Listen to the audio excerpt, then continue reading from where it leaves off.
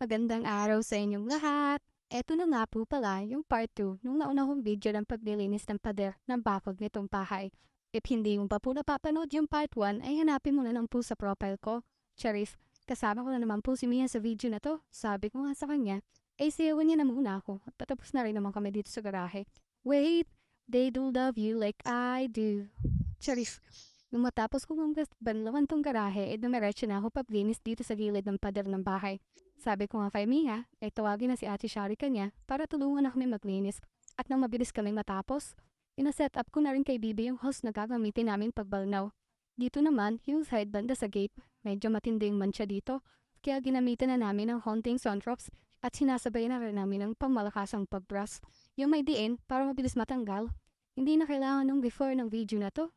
Kitang-kita niyo naman yung dating itsura ng pader, diba? Pati gate ay nalinisan ko na rin dyan sa mga oras na yan. Ang ginagawa na lang namin dyan ay inuulit-rasan yung bandang baba ng pader at mga mancha na hindi namin napansin. Cheris, medyo nakakapagod ng presento pero go for the content. After 45,678 years ay natapos na din po kami. Pinanood mo ba hanggang dulo? If oo, salamat po sa panonood. See you next vlog!